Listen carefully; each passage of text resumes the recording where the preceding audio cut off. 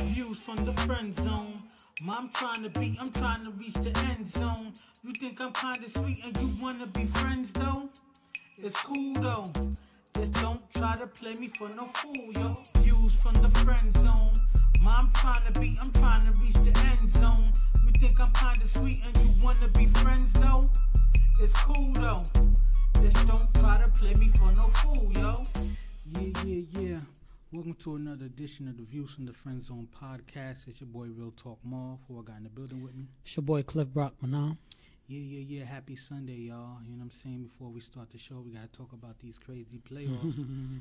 I feel like they don't want my man LeBron to win. My man LeBron did everything but fix the plumbing on, Thursday, and they still lost. You know what I'm saying? J.R. Smith was high on the Henny. You know what I'm saying? Or he hit that hydro or something. What you think about what happened on Thursday? At first, I'm going to say I got a newfound respect for LeBron. These playoffs what he's doing is amazing with that team. I think game one, they robbed themselves. George Hill missing the free throw. J.R. not paying attention to details. Like, you can't be in a basketball game and not know what's going on, especially the NBA Finals. Yeah. Maybe a regular season game, you get away with it and say, yo, I thought it was a tie game. In the finals, there's certain things you could not know. You could not know what offense they're about to run. You might not even know what offense your team's about to run, but you got to know what the score is. But the finals define legacy. Yeah. When it's all said and done, it always defines what you did for your career. That's what the finals is about. You know, to this day, when we talk about Chris Webber in college, we never talk about how great he did in college. Is when he called the timeout. Exactly. You know, so you gotta pay attention to detail, especially as a basketball player. J.R. been playing too long not to know what's going on. So that's the fact. It was a crazy good game one, and LeBron went off crazy. So tonight, hopefully LeBron get a chance. You know what I'm saying? Everyone said it was a fill-out game. They got to get their feet wet to see what's going on. You know what I'm saying? So, we'll see what's going on Sunday, but, we're not going to further delay. We'll jump into the show. And the first topic I want to talk about is Willie Lynch. Now, I know y'all wondering, why did I bring up Willie Lynch?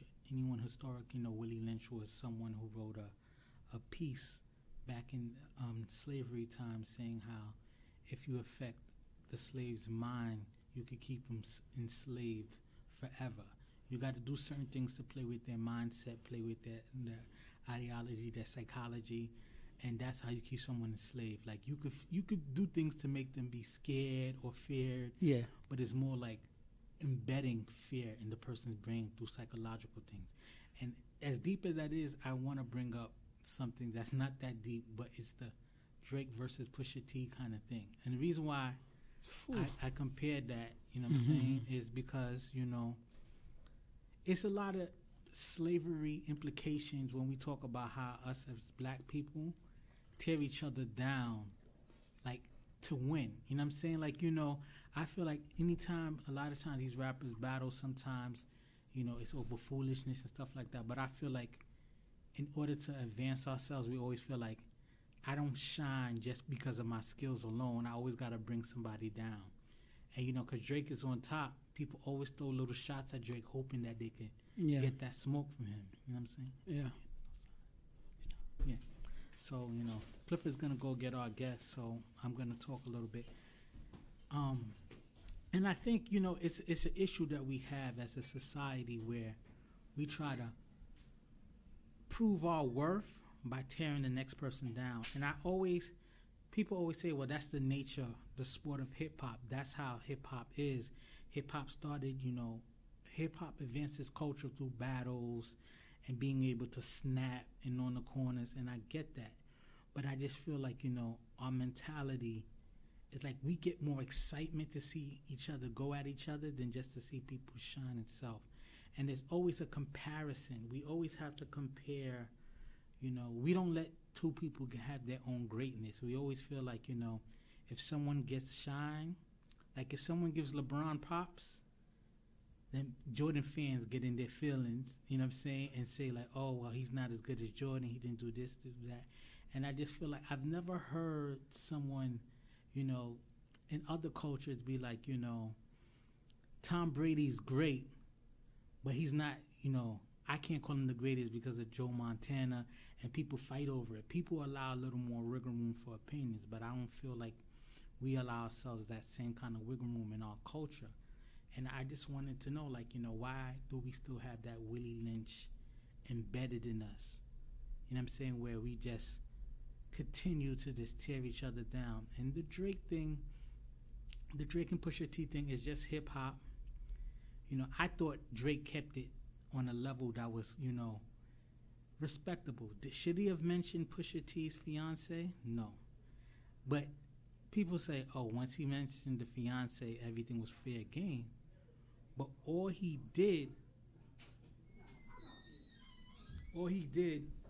was just say, put a ring on him like Virginia Williams, who happens to be Pusha T's fiance. And then Pusha T let the devil out of him. You know what I'm saying? Pusha T went places that we didn't know, you know, Drake had issues in, you know. I'm going to welcome in our beautiful guest, Amanda Hayes. At this point, Amanda's not a guest. Amanda's just a regular show member, a regular team member. So I'll have her, you know, jump on. The first topic we're talking about is Willie Lynch, right? And I did a quick little spill on how I feel in our country, in our culture, was, you know, I'm wondering why we're still ingrained on tearing each other down for progression. And I brought up the Pusha T Drake thing. Even though it's just a hip hop beef, I feel like in our culture, we get excitement from tearing each other down more so than just people giving props to each other. Like, especially for people who are on the top. When 50 was on top, people poke jabs on. He's not really tough. Look, he's soft like that. When Ja Rule was on top, 50 kind of went for his neck. 50. I think 50 ended his career. Yeah, but they're still fighting now, right? And now that since Drake's been on the top, people be like, oh, he's too arrogant, and that's why people are coming at him and stuff like that. So I'm gonna jump into it. Do you still feel we suffer? The first question of the Willie Lynch topic is: do you still feel we suffer the effects of slavery?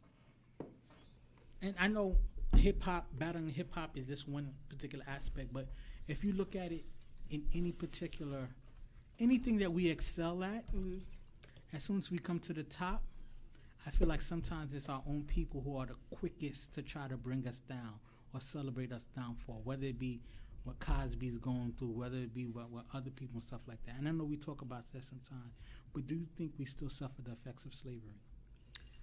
In terms of rap beef, I'm out of the loop when it comes to Pusha T and Drake. I didn't hear. I mean, I haven't been listening. What's been going on? Because somebody please include this. Something about Drake having a baby or something. Yeah. So it's a lot of. First of all, is it true? It is true. It is true, but to give you a brief summary of what's going on with Pusha T and stuff, it's a lot of jabs going on between. It's been going on for years between Birdman, Lil Wayne, and Pusha T just came out with a new album. Said something about Drake not being writing his own lyrics and stuff, and he has ghostwriters and stuff. And that's been like a rumor for... And that's where the drama began, you know. So I wanted you to talk into the mic so that's all right. Our audience can hear. And then Drake came back talking about how Pusha T's old and he's chasing behind Kanye West. Was it a dope comeback? It was a dope comeback. Okay. But the level of disrespect that Pusha T came back on the next end, it was real bad. He was... And the reason what made me think about Willie Lynch and the slavery thing, because part of his comeback to Drake, he was saying how, Drake, to some of the Drake is not black enough. Drake didn't wear his afro because it didn't kind of nap up like a black person's afro should. It took me to another level because I was just like, that's going to be a question, so I'll get to that. But long story short, besides for Drake being an illegitimate father, or being a degenerate father, a deadbeat father, which we come to find out after the fact that they've done research and Drake is taking care of the kid. Oh, God, so this is true. But Drake was waiting to do a whole... you know how you market it, right? Like how people take pictures of their kids and then they make money promoting their kids. Yeah, exactly. So Drake was going to premiere his son. How old is his son? He was born in October of 17. So he's less than a year. He's like, what's that, 8 months? Yeah. Roughly 8 months. 9 months. He was gonna promote him like how DJ Khaled promotes his son, kind of thing. But since Drake is not in a relationship, it was like the girl's a porn star, which is weird, right? Because she has nude scenes. No, the reason why it's weird, she has nude scenes, but she has no scenes where a dude penetrated her. Does that make her a porn star? Does that make her a porn star? Does that really make her a porn star? Is she a porn star, or she's a Playboy bunny like a Hugh Hefner kind of thing? But she has like video. It's weird, right? But to get back on the topic of it, it's just like, you know, Drake is not innocent. Drake is not, you know, Drake is whoever. But I feel like, you know, it's our mentality of, I got to tear down who's on top. Like, do you think people would go so hard? But wait a minute. Did he come for Drake and then Drake responded? Yes. So you're feeling like he's tearing down. But Pusha T's been coming at Drake for years, since when Drake started. And one time Drake was just like, I don't know why we have beef. Every time I see him, it's cool. But if he has beef with me, I understand it's a tough time for rappers and a lot of people are struggling. So he kind of, and this was before Drake was Drake. This was like when he first started. But anyway, do you think we suffer from effects from slavery as far as us having the mentality that we have to tear each other down, or to make master happy, we kind of report on each other or like expose each other for that, you know, for that glory instead of our own merits kind of thing? I do think in a way that we do. Everyone wants to, well, in the industry, they want to be in the spotlight. So once they see someone doing something, it's just like, all right, let me get up there too. Let me get back to where I was or something like that. I feel like that. The reason why I kind of feel that way strongly, because I feel like, you know, in other cultures, you know, fashion or whatever, I feel like the up and coming young people kind of look to the older people and get mentorship and kind of like, look, you're where I want to be. Can you kind of guide me that way? And the older people to stay on kind of be like, yo, I welcome this young person in. But I feel like in our culture, it's just like, I can only stand on the chrome if I rip it off of your head kind of thing. Yeah. And it is because a lot of the times controversy sell, right? So a lot of the times, a lot of the times, like 50 is one of the worst. Yeah, he's worst people at that. I love 50. He's from my hood, but he's one of the worst people at that. Controversy sells, right? So a lot of the times, somebody could be super talented, or you know, he had good regular lyrics, whatever, but he know he can't play this angle, so he come in there with the aggressive attitude and start tearing people down. The 50 Cents, the who else does that? Uncle Murder does that a lot. You know, people do different tactics. Uncle Murder's dope to me. Yeah, I love Uncle Murder. He is. People do different tactics, you know, to try to get their money. Like, you know, it's sad because like that happens in hip hop, but like, you know, rock and roll and all these other places, they just could come in and get it, feel the spotlight and feel okay. But we have to come in and be so negative before we start being positive sometimes, just to get that shining light. Because, you know, regular lyrics. But it's crab in the barrel. Yeah. Why our culture got to be crab in the barrel? Just think about it. That's another reason why even hip-hop, older heads in hip-hop has been dope for the last 20, 30 years. And especially now is like the number one genre as far as making revenue and stuff like that. But our 80s and 90s stars are not out here making money like that, right? Because the way that we designed the culture, they're old, they're whack. You don't understand, Ozzy Osbourne, a lot of these rockers who are in their 60s and 70s. But they have a different story to tell, though. So you think hip-hop has a time story, and that's why it doesn't age well? I think so, definitely. I feel like to an extent, how much are you gonna rap about the same shit? Like, no, but what are the rock and roll? After you have made like 4 or 5 albums of you, think about it. Look at pop. Look at pop music. Look at the bubblegum stuff that's talked about in pop music, right? It still ages really well. Yeah, it does. It does. Cyndi Lauper still makes money with her corny music from the 80s. Not corny, but her poppy music from the 80s. You meant corny. But that, like, why can't our culture age the same way?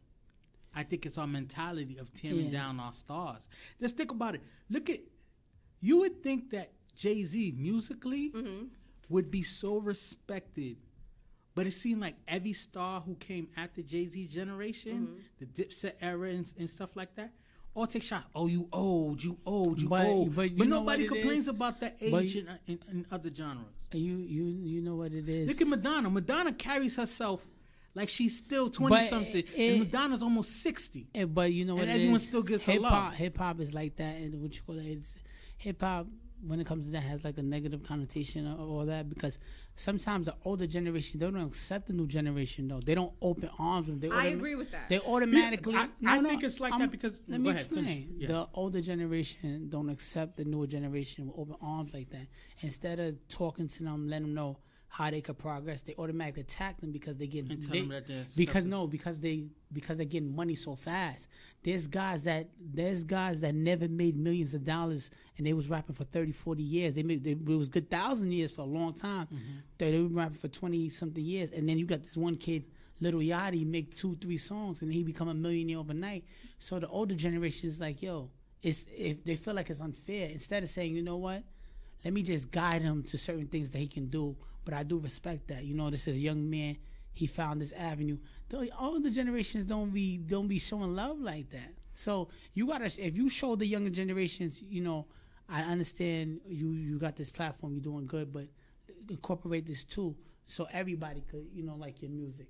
They will get that approach. But the young generation's like, yo, I came in the game making $2 million. Boy, I listened to some of your joints. You not popping, you not hot right now. It's my time. That's what it is. I think the older generation just doesn't embrace, like you said, the younger generation. First of all, you have to have change in hip hop. So people don't like trap music and stuff like that. I love trap music. Yeah. And imagine if hip hop stayed the same. Like, how boring would that be? I think to an extent, we should be embracing what the younger generation is saying. Well, we'll try to understand what they're saying. I think we should have a mix, though. I think we should embrace the new generation, but not make our older generation just completely obsolete.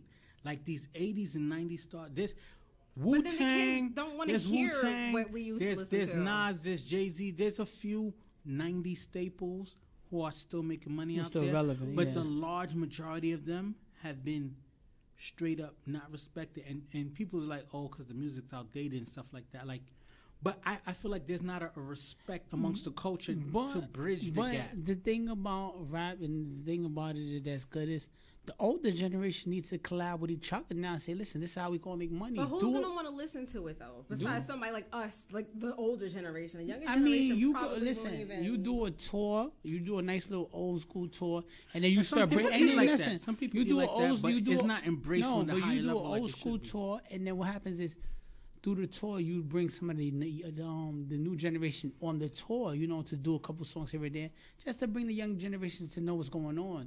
You got to mix it in, you know, like in life, you always got to get help. Nobody does a thing by itself. The older generation is just so stuck on, oh, this new rap is garbage or whatever. It's a different time. It is a different time, but I also feel like I think you have to ride with the wave, especially if you have children. You got to know what they're listening to, too. But I also feel like, you know, besides for the fact that, you know, the embracing of the old school, embracing to the young culture, I feel like some of them are that way, but I feel like the young culture come through so disrespectful.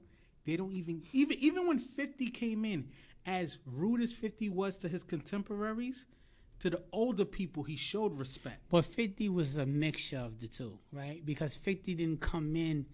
He came in with that, but he was kind of with the old school too. 50's not young. He didn't come in like he was young. You know what I'm saying? When he first came in, Power of the Dollar and stuff, he was like late 20s, 30s. So he had a understanding of who he to respect. You talking about kids who literally born in 1994, right? You think somebody's born in 1994? Somebody born in 1994 don't know who Tupac is. Somebody who in 1994 don't even know who Qual Mega is. You know what I'm saying? Yeah. Some of these legends. But I get it. But when the names you just mentioned, when they came through, right? They weren't disrespecting Curtis Blow and the Furious Five and stuff like that. It's a different time. It's a different time. Somebody who's born in 1994, Soulja Boy is considered old head to them. Like, you understand? because it's a different time. So right? I don't want to continue to spend too much time on the hip hop portion of the slavery mentality. Yeah, it's the next issue with the slavery mentality, and it's colorism, right?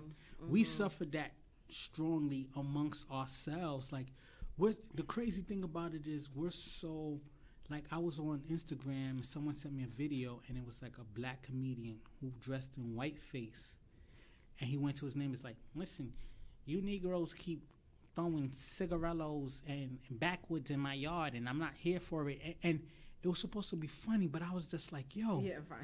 If a white comedian did a video in blackface and did that, we'd lose our mind. Yeah. Even with the Drake, right? The Drake did a political thing. Saw that on the news.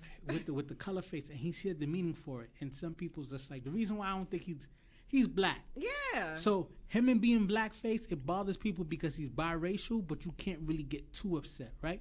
But this is the question that I had about with the colorism. It's like, Pusha T joked about Drake not being black enough. You know, his afro couldn't quite nap up, so that's why he couldn't really grow his afro.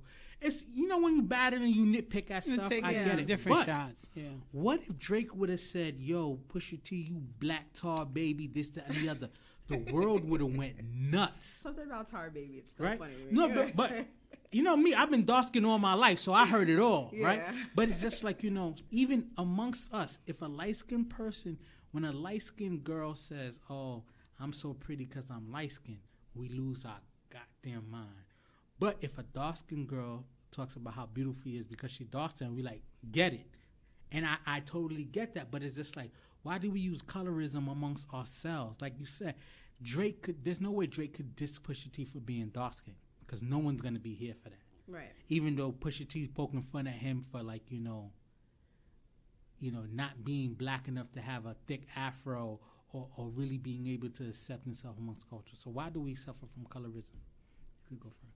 Because it's been such a hard time through society, period. It's like in TV, you know, at one point it was just, you know, dark-skinned people wasn't on TV like that. So, right, so the transitioning is still hard for people to understand it, right?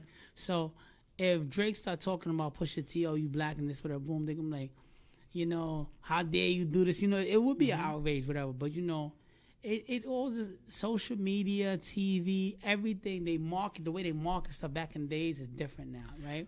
So, like, being dark-skinned now is kind of the thing, right? Like, Lupita's big star, like, you know, she's making money because now we're embracing beauty at all shades. Mm-hmm. But at one point, social media and TV and all the genre was just, if you was light skinned, you was on TV. If you was dark skinned, it was harder to get roles. Video chicks and stuff like that. So that further kind of drives home to me that we're still feeling the remnants of slavery. Where, of course, the lighter you were, the closer to the house you were. The most annoying thing I used to hear my whole life: you're cute for a brown skinned girl or for a dark skinned girl. And I would hear that as a guy, but I was cute for a fat dark-skinned dude. I had the 2-tier. No, it's something. It's crazy, but it's something in society that doesn't go away, right? It does not go away. The reason why I feel like it's still it's an issue that we have amongst ourselves, because we can't cry and want other cultures to value us if we're struggling with valuing ourselves. You know what's so crazy? I feel other cultures value us more than we value ourselves sometimes. I think we're the new exotic. We are. Because once they got past this, go ahead. With the whole color thing, or even with natural hair alone, I remember when I had my perm and I'm like, I'm going to cut off my hair. I don't even want it anymore. And I would get comments from black men, mostly like, oh, you cutting your hair, don't do that, da-da-da-da. Mm-hmm. But then the white guys would be like, yeah, I think it will look good or it will look nice. Mm-hmm. And I'm like, yo, why is it that men of color are not accepting, well, at the time, not accepting natural, and more so the white guys were. Like, even sometimes now to this day, like, certain white guys will be like, oh, you look great, you look good, and I love your hair and stuff like that. I think that maybe we might be exotic, or that might be exotic to them. We still chasing European features. That's a fact. It's crazy. Like, to be honest with you, I'm not even going to sit there and hold you. Mm-hmm. I would say maybe 7 years ago, I didn't like the natural look. Yeah. And then you start kind of finding yourself more and seeing the beauty in it. And to me, it's just like, hold on a second. Yeah. Dreadlocks, a natural look and stuff like that, especially when a woman smells good and has that, to me, it's like, you're doing it. Even though if you see her, you know, I'm not married to someone who has those features and stuff like that, but I still find the beauty in it. But I still feel like as a whole, we still get our ideal of beauty from TV, and what's deemed as beautiful. You know what I'm saying? Like when you see a high-paid Sudanese model who's as black as midnight, black as these headphones and stuff like that, you kind of get the side eye from our culture. Like, she's not pretty. Why is she not pretty?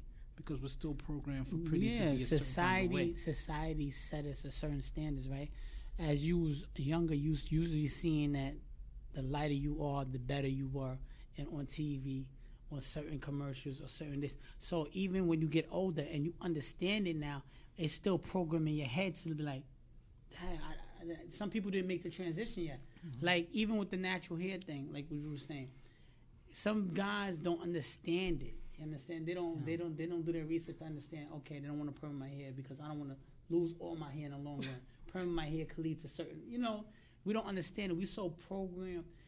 TV and certain social media make you program from young to how you're gonna grow up and how racism play a part in it too. So last portion of this topic I'm gonna ask real quick. But even with the colorism, like even for a while, because I grew up, and this is like a sidebar, but not really a sidebar, like porn. I grew up just seeing white porn. So it took me to be a young adult to really start looking at black porn and seeing the beauty of it, right? Because to me, black porn was a little weird because I grew up Spice Channel and the scrambling. But the scrambling, Channel. You didn't really have Spice Channel. Only dudes with the fake pay-per-view know about that. No, but you know. Fake cable boxes. When you didn't have the channel, you would turn it and it would show you a little bit of a scene and then it would scramble a little bit. Shout out to the fake cable boxes. No, because I didn't grow up with the internet. The internet came around the time when I was a middle teenager, right? Yeah. So I didn't grow up, you know, my discovery age of 9 to 13, 14 with the internet heavy. Right. So you grew up with Peter North instead of Peter Roxy North Reno and stuff like that. So to me, it's just like I think the accessibility of seeing ourselves in positive light and the remnants of slavery still affect us. The last question on this topic, because then I want to talk about other stuff, is a large part of our culture is built on tearing each other down. How can we get past that? You want to go first? Nah, I really don't know how we can get past that because it's like even with the Drake and the Pusha T thing, right? To even jump back on that, I feel like everyone's just like, nah, you gotta let it play it out and stuff like that. Like like to me, it would have been nice if like, all right, boom, you go back and forth and stuff like that. An older head, just like, yo, it's whack what y'all doing. Now let's move past that. You know, you have to have it's crazy because society and we're taught to be very aggressive in all things, right? We not taught to work together. We taught to, you know, we gotta do whatever it takes to make it. That's how it is with the rap game. Like, you know, just to talk about the rap game, whatever. It's hard to transition. Like, oh, how can we change it? Because when they come in and they just try to make straight good music, it's not getting appreciated. And then they say, you know what? They start talking about somebody who's on top, and everybody's going, wow. Negative stuff people react to. Good music, like Pusha T's been making good music for a long time. But as soon as he started going crazy on Drake, everybody's like, oh, some people don't even know who Pusha T is. But now that he's going crazy on Drake, they're like, yo, his music is dope. Let's go back over. He's been making music, good music. Grinding. We was in high school. Since 2002. It's 2018. So when you're doing something positive, it don't react as well, you know? It doesn't cross over. I feel like like think about it. Negative attention. Backpack music, conscious music to us is like, it's cool. It's like niche. Kanye made it cool. Kanye took it over the top. Before Kanye, what you call it? Backpacker music wasn't popping like that. Now it's the J. Cole's and Kendrick Lamar. Those are the superstars. Kanye, I would say he's the godfather of he took it over because when he came back, when he came strong with Jesus Now walking he's on some other everything. stuff. I'm not even gonna give him that energy. No, to but I'm this saying brother. Kanye Yeah, made that's it cool, you know. So All right, so let's move on to the next topic. Next topic is flirting or being nice, and I'm glad. That is so funny because one of my questions was about flirting. Okay, because I feel like there's a disconnect, and I was talking. That's Yeah. good. So why did you give me the Ciroc? that- Give me the Ciroc. Sidebar: I'm not getting paid, but this Don Q Puerto Rican rum. That's He my done gave me joint. like this much Ciroc, and I'm drinking the Ciroc. Right, You should have girl. given me that. But so the question is flirting or being nice, right? Is there a disconnect between men and women when being nice and flirting? Because to me, it's just like I'm terrible at signs, right? Like I feel like all my life I had to fight like Celie in Color Purple. Every girl that I've ever bagged, right? I've always had to work extra hard. Like even when, you know, before Clifford was married, before I married and stuff like that, you know, me being a big dude, I always get that, you're cute, but I'm not into big dudes, and I get it. But, you know, certain dudes will walk in and the vibe, and they just, you know, women gravitate to Cliff. I'm the type women be like, give me that face, and then we have a conversation. I make them laugh. I was about to say you got to wheel her in with the I humor. got to Once will you them get in with the humor. she But was I say like- that to the reason why I ask the difference, because it's just like, you know, sometimes I don't know. Sometimes I'll be with someone and be like, yo, that person was flirting with you. I was like, she was just being nice. And then sometimes I'll be with the dudes, it's my dudes, and like, the woman's just being nice. But dude's like, yo, she want me. I'm like, I didn't see it. So as the only woman on the panel right now, Yes, so sir. is there a disconnect between men and women with what's being nice and what's flirting? Yes, absolutely. Like, you have a very inviting smile, and you're always like happy-go-lucky. Do you sometimes get accused of, yes, like, men think you're flirting with them? You're like, no, I'm just being nice to the dude.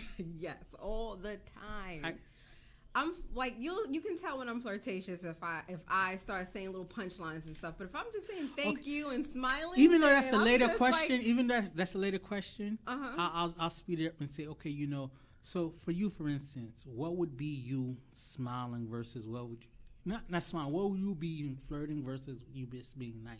I can see why you confuse people though. No, I know. Please tell me Look, how. being around, Like, Answer get the this a question, lot. and I'm gonna. I can see that. Because your persona is very inviting and Okay. very easygoing and stuff like that. So it's easy to just be around you and you smile and you laugh and you be like, yo, I think I got a shot. You know what I'm saying? And, Yeah, and yeah. dudes don't necessarily need a full-fledged flirt. We need to feel like we got a shot. Yeah. So you give us a difference on what would be you being nice versus you flirting.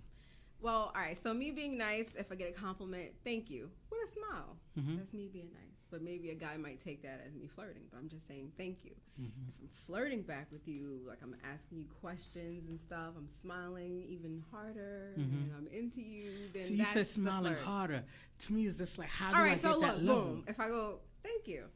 That's it. Thank you. That's If nice. it's a guy I like, I'm into his eyes. Like I'm like, thank you, and you know we're talking. I felt the Oh, difference. yeah. I felt the There difference. you But go. I felt the That's difference it. because I asked the But question. No, you That's know what what? it You know what? I did see the difference when you did the facial expression. It helped me out. Yeah. But with the first one, you know, even as if I was single, I'm like, maybe it's a go. Because the Maybe I first might have a one- shot. No, the first one was more like, okay, you know, Yeah. I'm gonna have to break the shell up. But the second one let me know, okay, I'm in. I might have But a now shot. I see the difference. You broke it down. Exactly. Okay, So cool. Cliff, Yes. Why do you think there's a disconnect between men and women with being nice and flirting? I think the disconnect is because sometimes people's energy, like, right, you know, like what she just did with the facial expressions, it was a good cue. kind of dialogue to know that, okay, the second one is where she's interested. Yeah. Some guys are just, some females and people and guys, they just love themselves, so they automatically think they think it's somebody's flirting with them at all time, but it could just be like, I'm the type of person, I don't care who you are, whatever, boom. Like, there's been times where I'm just generally I like to talk a lot, so I'll generally have a conversation with somebody, whatever, and the girl will be like, oh, she'll think that I'm interested or whatever, or she'll do a little snippet. I'm just like. And in my head, I'm just being nice. You're very charming. So I've watched you just being nice to a woman. Excuse me. And I see her start to flirt with you. I'm like, yo, Clifford's. She's not even Clifford's type, but she's giving him this way. Yeah, but I'm not gonna shoot her down or disrespect her in any kind of way to make her feel some kind of way. But sometimes the energy you give off, you know, like sometimes you just gotta read it. You know, it's just about really knowing who you are. You know? I feel like in my lifetime, I've left a lot on the table because I just figured that the person was being nice, and then someone had to come and tell me like, "Yo, you stupid." That person was kind of feeling you. Yeah. But to me, it's just like, you know what? I never want to make an ass of myself and assume. You know, when I want you, I straight up like, yo, I don't care if I'm gonna get shot down or not. I can't leave it on the table. Yeah. So I think the biggest mistake I ever made when I was courting and dating is just that when I get rejected by someone that I want, I always feel like, okay, you know what? I hit a pothole or a roadblock. I got to go around and keep going. And I feel like the way that you win in this game is just like, okay, boom, you get knocked down, go back in the game and go get something else. Yeah. I waste too much energy on something that's not really there. And I think, to me, that's the disconnect. So, next question is, what is a clear sign that a woman is just being nice? Just being nice is when a woman answers one-word answers. I'll give you one-word answers. Yes. That's right just being that. nice. You know what? Fellas, just when a woman give you Clifford one word, just dropped listen. the view of the week just now. When a woman give you one-word answer, she's just being She's nice. just not that you know, into she's you. just being nice. So you might be shooting your shot or whatever, and she keeps hit you with a, yeah, that's cool. It's okay. Oh, thank you, sweetie. Because I always feel a woman's right. never short with words if she really wants Right. to If express I'm really herself. into you, I'm gonna text you. How was your day? What are you doing? You When have we a good hanging day. out? You have a good know. day. Oh, maybe next time. You enjoy the game, you know. But you know, whatever. One word answers mean she's just being nice. Yep. Flirting. That's for the question, right? Well, the question was, what is a clear sign of a woman just being nice? So let's just have a woman. He's absolutely right. Just being nice is a one-word answer. Or even if you don't even go back and forth with dialogue. If someone's like, "How was your day?" You're just like, "Fine," and you're not even asking them how their day was. That's absolutely a hint. Because to me, it's just like, you know, it's crazy, right? Because to me, like I said, not to repeat myself, but all my life I had to fight. So sometimes I'll get the word when answer. Say it again. All my life I had to fight. Like you understand? You sound like you was dropping bars just now. even with my wife, and we joked about this the other day. It's just like my first date with her. Even though we had mad phone conversations and everything was cool, our first date, every time I said something to her, she'd smile and then looked at her watch. I remember you told me that story. So to me, it was just like, damn, none of my bars were falling. But I felt like, you know what, I like this person, and I just came out of a bad situation. When you say just came out, how was the gap? So February, I went out. Let me try. You got a new red cup. Yeah. So February, I went out. I went out with the girl, and she kept telling me, she was like, "Marv, you're so nice and sweet, this and another." And like, you know, I would love to, when I'm ready to settle down, I would love to meet someone like you, but I'm not ready to settle down. This and the other. It was some friend zone conversation, but what made me quit the girl was I was just like, she's like in the. Mix it or straight? Mix it. So she was like, in the future, someone like you will be perfect for me. And I had to finally tell myself, who am I going to be in the future that I wasn't to that girl right now? She was bullshitting. She right? just didn't want Bullshit. you. So that was in February. I told God, look, I've been going back and forth with this girl for the last 3 years, almost 4 years. And I know I need to move on. God, absolutely. Please send me someone to distract me from this girl. And then how long did it take for God to give you like a month later, you Mike, don't think Sensei is the one who introduced him to my wife, and he told me like, yo, are you looking to get back in the game, whatever? And I was just like, is this girl just looking for fun? Because I'm not looking for something serious. He said, no, she's not just looking for a fun person. So in the beginning I was like, nah. Then I said, you know what, you got to get back in the game by sharpening your skills. But even after a month, after being in a 4-year situation, you were willing to get because back the situation never gave me security to feel like, you know, she would spend the night one time and then ghost me for a couple weeks and stuff like that. It never was delicious. It is delicious. It's good. It's really good. Yo, Don Q, Puerto Rican rum, you need to give us a deal. I will promote you. I like that. It's smooth. I'm definitely going to start buying it. So I don't even like alcohol like that. To get back to it, it's just like, you know, I always had to fight. So even though my wife gave me the cues that she wasn't interested, yeah, I kept going at it. And sometimes you win, but then sometimes you wind up getting locked up for stalking. So you need to know the difference of when you should continue to go on or not, That's right? funny. So, like, give us another clear sign that a woman is just being nice. Because sometimes the word one answers is just like, okay, you may not be in the mood, but you want me to keep. If she's doing that for the whole week, then that's her being nice. It's her being nice for the whole week. You have your days. Well, I don't. I'm always like this. But some people have their days where they really just feel shitty and they have their happy days. But if she's constantly doing it to you after a week, she's not really into you. Or if she's answering your text messages 3 hours late, come on. Yeah. I mean, we have our busy moments, but at the same time, a woman, if you're into a guy, is usually near their phone. I look at my phone and I'm like, oh, he texts me. I'm going to text him right back. And the reason why I say some people are never really that busy, because even when I'm busy, sometimes I'm in a meeting. Yeah. Right? Your meeting is not going to be 3 hours. Your meeting's in 3 hours long? No, but your meetings get bored. So sometimes you look at your phone, you might answer real quick and then go back. You're not typing, essays, but you know what I'm saying? You're saying something, you letting the person know. But then after the meeting, you're going to text, oh, sorry, I was in a meeting. Is everything all right? Or blah, blah, blah. Yeah. People are not into you. They're not going to text you that shit. They're just going to look at their phone like, I'll get back to him tomorrow, or I'll get back to him whenever I can. So I would say when you're giving one-word answers, and then also when you're just answering whenever. Like you're just answering, you text me on Monday, and I'm going to answer you Tuesday morning. You don't give a fuck. Yeah. Like, you don't care. Yeah. If you really like that guy, you're going to text him right back as soon as you get a free I think another sign, me being a friend zone dude, that dudes realize she's just being nice, is when you say something like, Ma, you looking really good and sexual. She's like, thanks, pal. Thanks, bro. What she's letting you know that dynamic is not cool. That response, that 3-word syllable, pal. You know what I'm saying? Pal. Right. Bro. Or thank you for saying that. 1-word syllable. Oh, that was sweet of you. Anything that you feel like even your aunt could respond back to you with that response, Auntie. maybe that's not nothing you need to chase. So the last question on this topic, right? And the topic was flirting or being nice. Has the lack of proper flirting etiquette led to New York women being considered mean? Because a lot of men, including myself, feel like New York women are mean. You do? Yes.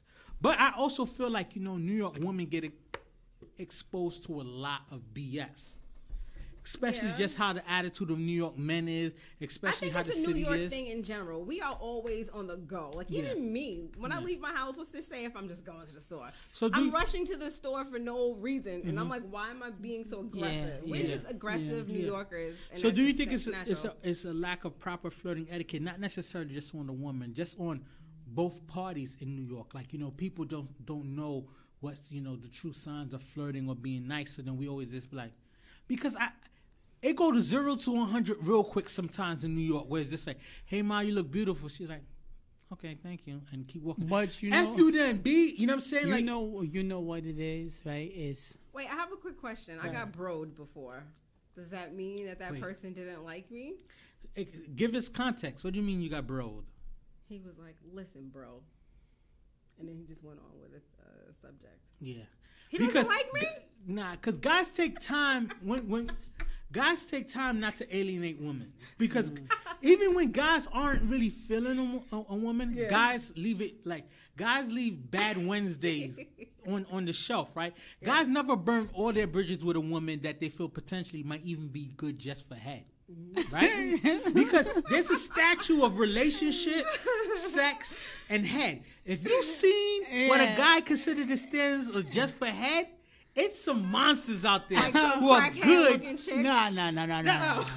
Crackheads is not safe because you think of the repercussions of bringing you disease and stuff like that. I'm saying something that they don't find attractive at all, but she got a mouth. You know what I'm saying? There's levels to that. So like if a guy just broing you, I think you annoyed him, or he's just like, yo, the energy is taken to even get there. It's not worth it. We were just playing around with each other. Okay. But anyway, so go ahead. So the question was, has the lack of proper flirting etiquette led to New York women being considered mean? Like I feel like no. I mean, like I said, New Yorkers are just naturally with that, and everything is like a bitchy. Some people. I think You know what I mean? So I think it's not just about women in general, men too, right?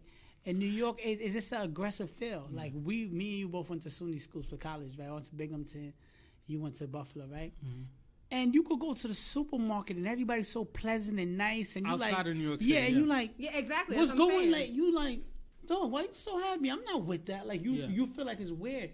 In New York, we just have a so aggressive, like it's like when you're flirting or you're shooting your shot, if that person's not interested, they automatically come off like, man, fuck off. I'm gonna take it. I'm gonna take it one step further. I think New Yorkers on both sides of the table think they're so fly that they deserve that attention and that energy. Yeah, that's true. New Yorkers sometimes, even to go to the store, we really take time to get dressed. We throw on our jewels and stuff like that. So we always thinking we about to get money everywhere we go. So but you spit that game, and then when a woman doesn't give you that time, you just like, yo, she don't. Everybody in New York think they Big Meech. You know what I'm saying? Everybody think that they're getting it. Everybody think that they at that level. So I feel like people don't take the time out. Like for a New York man to accept the curve, he got to be like, she's so bad, I know, I got to expect the curve, and they'll keep her respect. But if a New York man thinks you just and you curve him, he's going to give you the devil. He is going to give you the devil. Yeah, but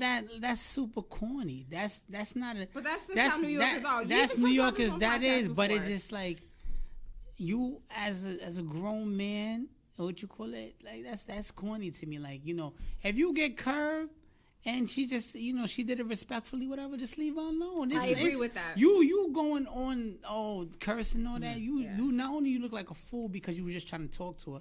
Now it shows you your character as a man. Yeah. Like now you acting like. And my thing about it is, else. It's just like, it's just like, you got to think about it also that this is the thing that I want New York men to think about. When you spit, you got rejected and stuff like that. You got to think about it. When you have a woman, right, she gets hollered at all the time. You know what I'm saying? Some things, you know, entertain, some things you don't and stuff like that. You got to understand, like, you got to expect sometimes for a woman to curve you because you don't know the whole, she could have a man, she could have stuff like that. If you expect everyone to be all friendly and stuff like that, you got to expect your women's in people's face smiling too. So you got to understand there's an energy about the universe and stuff like that. I agree. You know what I'm saying? I agree with that. Yeah. Because if you feel like every woman you speak to is supposed to be all up in your face, your woman could be that same woman that's all up in these people's face. That's a fact. Right. So we're gonna move to the last topic, and the last topic is called. Then I have a question after that. Okay. If I so you know what? If we have enough time. We pushing time. Ask your question, then we'll go to the last topic. All right. So my question is, first of all, how do you guys feel about your wives having male friends and hanging out with their male friends? See, that's a great question. And wait, that's not even the question I have. The question is she obligated to tell you that she smashed her male friend? All right. Oh, look at my face. Look, I'm going to start off first. Does she have to tell you? Let's say so we're in 2018. I'm going to answer it two ways. But wait, we're in 2018, okay? Yeah. All right. So she smashed him in 99. But they're still friends. For the 99 to the 2000, that's a body that still counts. She could have smashed him in 84. Does she have to tell you is the question. Does she have to tell you? And would you let her hang out with him once you find out? First of all, I'm going to start off like this. My wife doesn't have guy friends. The guy friend she has is... Is that before you? No, listen. My wife had guy friends before me, but I told her straight up, if you want me to take you serious, I'm not into investigations of... I'm not trying to play Law and Order with my relationship. So you can't have no male friends outside of the friends that you know. My wife's friends is my brothers or 10 of my dudes that was in my wedding. Shout out to them. Yeah. And stuff. 10, that's a lot. Yeah, big wedding. So I set the president. Let's know if you want to get serious. These are the rules and regulations that I abide by. And I don't have female friends. I have associates, right? Yeah. And it's a whole different ballgame. It's not like where I'm texting them all the time, hanging out with them, and then I bring them. I introduce them to my wife. I always talk about my wife. That's why a lot of the time in social media, I don't disrespect it to the point where I always put pictures and let them know I'm in a relationship. And stuff. Because it's important to make the person feel comfortable. You know, guys, that relationship's But wait a minute. So she doesn't have male friends. Could you really answer this question then? Like, so let's say if she had a male friend named Ben ever since she was in kindergarten, and she smashed Ben in 1999. y'all are married now. Do you feel like you need to know that she smashed Ben, and would you let her hang out with Ben again? I need to know. I need to. Okay, let me answer this, right? So give it to me, Marv. The reason why, like, I don't have her around anybody that I smashed, so she can't do the same thing. The reason it's tough because anybody who knows me, I have a lot of female friends, like especially post college. My female friends have kept it more 100 with me than my male friends from college. So, my wife has met all my female friends. Has she been receptive to all of them? No. You know what I'm saying? But I don't have anybody around her that I smashed. You know what I'm saying? Because to me, that women get spicy, men get spicy. Because sometimes people just want to be spiteful. So you can't have me around a dude who's gonna potentially say something crazy or talk crazy.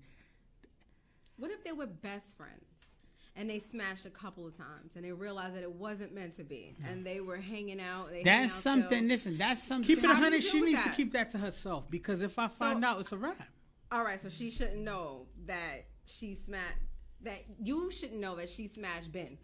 Let me tell you. If she has respect for you in the first place, and she did have that male friend even before y'all get serious, or you know when the relationship was to get serious, right? She's got to have that conversation with, listen, I have a friend. This has been my closest friend for years and stuff. You know, we also had relationships in the past. Are you comfortable with that? Because she got to give me that dialogue before even I jump over the loop. Yeah. So now I know, okay, we taking it slow. We're not going to go to the next level. Would you be more mad that she didn't tell you and you find out yourself later? Hell 100%, yeah. Because that's a deception. Let me tell you, dudes are so arrogant. Dudes feel like if I smash... Maybe she was hiding it from you because she knows that there's nothing with Ben. Nah. Dudes always feel like if I smash once, I can smash twice. Dudes always feel like their baby mother is always a layup. Their baby mother could be married and pregnant. I'm not trying to be sexist. I'm an old school Haitian man, but I'm not trying to be sexist. You know what guy friends... You're about to say the most sexist shit. That's a fact. You know what guy friends do? Like, a man that no disrespect. If you called your guy friend, one of your guy friends right now and say, yo, come over at 8:30, I want to fuck. You know what he's going to do? And this is a guy friend that he respects you and everything. He's going to be like, yo, this is you? You serious? He going to ask to see what's going on. He is. Yo, and then what you go, but you say, nah. Come at 8:30. I'm ready to go. He gonna pull up like nothing ever happened. And this is your guy friend who you vent to, who you tell all your problems or whatever. He gonna turn the table like even if you just say, yo, come through, I want you to eat the pussy. He's still gonna come through and eat your pussy. Cause he gonna try to eat it so good to convert to fuck you.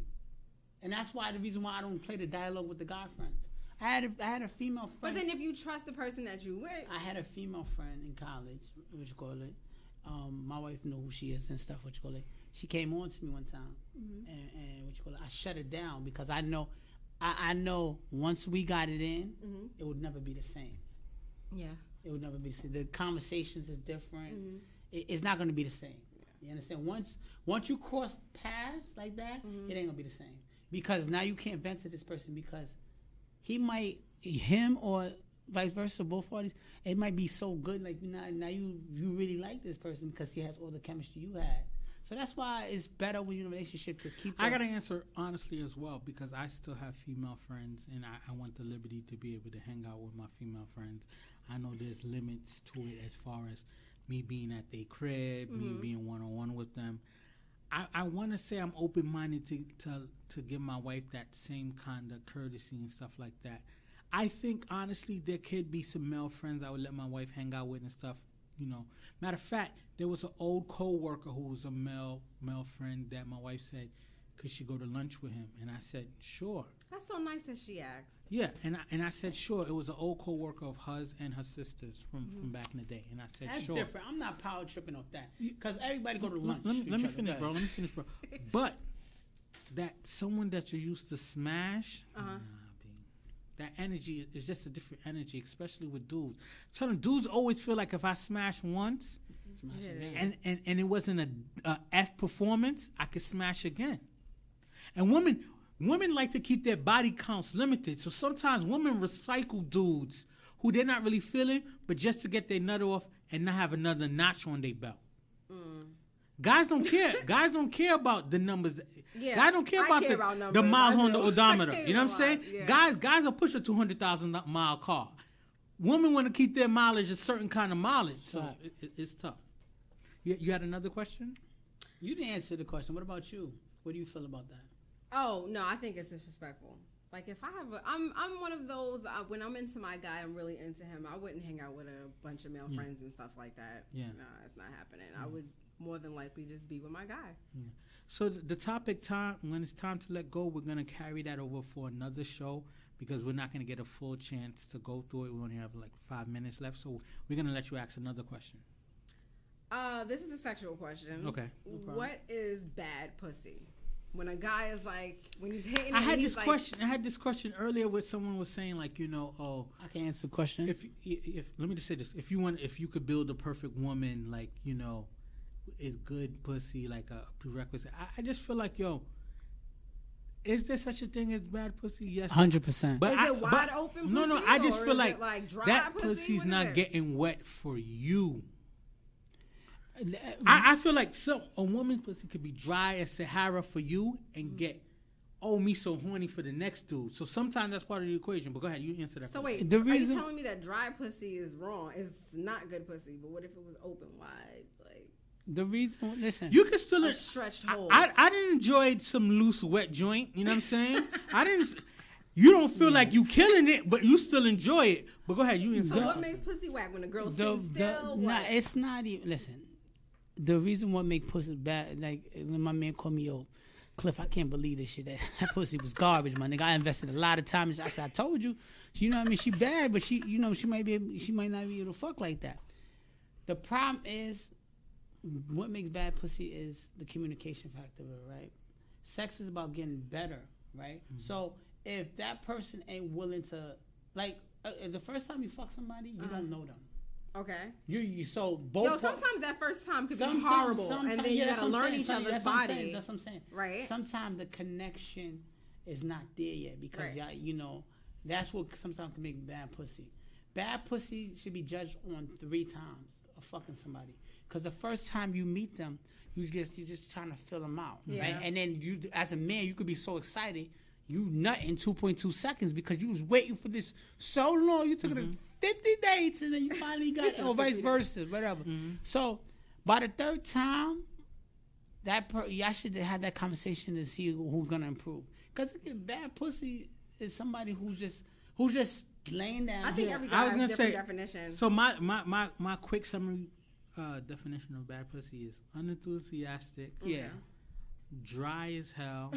I mean, sometimes you have issues and cause it, but that's going to be part of the equation. Unenthusiastic, dry as hell, and just complaining.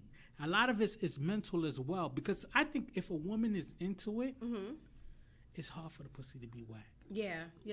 Wait. You said it's hard for the pussy to be wet if she's whack. into it? Oh, whack. Okay. If she's into it, if she's into you, you know what I'm saying? Nah, that's not true. Because even if she into it, trust me. I'm not that full of myself to say my meat is so big that she couldn't take my meat and stuff like that. Because sometimes that's a definition of she can't take that wood. So that's why the pushback of penetration and all that and stuff.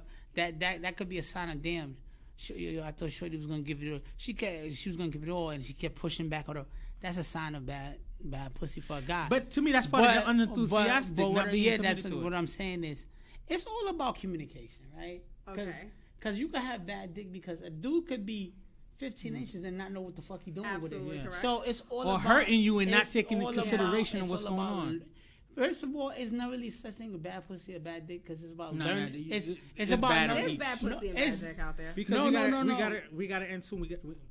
It's about learning the body, period. Once you learn the body, I think you do have to learn the body. You gotta learn the body. That's what I'm saying. The first time to be so fucked up, but once you keep learning each other, it's like, this is the greatest sex I had. It is that.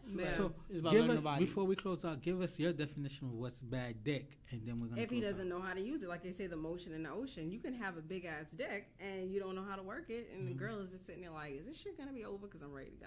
Yeah, that's a or he's hurting me, or. So what are your expectations for him to be like? He worked it well. Like, what are you expecting from that? What am I expecting from what? Say it again. What kind of movements are you expecting for you to be like? Yeah, that was some good dick. Well, each woman is different. For me, We're asking Amanda. We're asking each woman. slow, long strokes. Slow, long strokes. Yes, absolutely. Do you want to hear shit talking? Yeah. Okay. There's other things. What about you that. before we end out? You know, I just like I said, she got to be into it. Yeah. You know what I mean? And that's about it. I don't need you. You don't need to give me an Oscar performance. I don't want to feel like you faking it. No, right. But I want to hear those moans. Right. I want to hear that It's breathing, passion, that breathing and that moans. If you call know me what? Poppy, that to works me, too. it's passion, sucking, kissing, all passion. that. But you know what? I'm comfortable enough for myself. I know when I give A plus performance, and I know when I gave a C or D. Sometimes you're just so tired, you know, you might give that C or D performance. Whatever. It's just about learning the body and also communication factor. You know, everybody know like, oh damn. Even as a woman, you know, like damn, I put it on him today because I had that energy. Yeah. You know what I mean? Everybody know when it's different. So it's about just being comfortable and expressing yourself. I think a lot of times people fail with the whole bad pussy, bad dick thing because they don't tell the partner like, listen, man, you might have to tell the dude, listen, man, you packing whatever, but you need to slow it down a little bit. That fast shit, that shit might have worked on the young girls. I'm a little older. I want you to make love to me tonight. Every session ain't a porn scene. Every session ain't a porn about scene. learning. Even me, I'm like, yo, you know what? Should you know, take some time. You don't gotta push back or whatever. You know, whatever. Like vice versa. It's just about communication. Communication is very important in sex. That's what I think. So that is another edition of the Views from the Friend Zone podcast. Thank you very much for Amanda. It was a great episode. I want to give Amanda time to shout out what she got going on. I told her she should have brought something, but go ahead. I know time and everything was crazy. I do make soy candles. The name of my company is Amanda Marie's Home Collection. That's my name. So I make soy candles. They're all natural candles. Next time you come, you got to let them see the candles. I definitely and stuff am. like that. So yes. Is there like an Instagram you have for Amanda it? Marie's Home Collection, and also on Facebook, Amanda Marie's Home Collection. Cool. All right, Cliff, you got anything you want to shout out? I'm just, you know, I didn't do a shout out. Shout out. Okay. Go ahead. I like a shout out to my homegirl Jamie. I love her to death. Of course, Jamie, my come family. through if you're not. She never wants to come shy. through. And I also want to shout out one of my friends. I call him MCK. So yeah. Okay. Go ahead. I just want to shout out to my family and good friends. Just, you know, just stay positive and just try to live your life because, you know, a lot of unexpected things are coming to happen to people and you never know. So you just got to enjoy it while you're here. That's all I'm saying. So I want to shout out, you know, everybody who's continuing to support us. You know, it's the summertime. It's hard to, like, you know, be in a house during this time, but continue to support Views from the Friend Zone podcast. We love the support. It helps us continue to grow. Shout out to Sensei who couldn't make it, but, you know, it's all love. Sensei will be here next time. Shout out to Sensei's daughter. I'm not going to shout out her name because I don't know if he wants her name to be out there, but today's her birthday, and that's my goddaughter. I love you. Happy birthday. Many more. She'll probably never hear the show because it's too rated. R-rated, but I just want to send that happy birthday love in the universe. So, you know, we out. Peace. So we are going. Views from the friend zone. I'm trying to reach the end zone. You think I'm kind of sweet and you want to be friends, though? It's cool, though. Just don't try to play me for no fool, yo. Views from the friend zone. I'm trying to reach the end zone. You think I'm kind of sweet and you want to be friends, though? It's cool, though. Just don't try to play me for no fool, yo.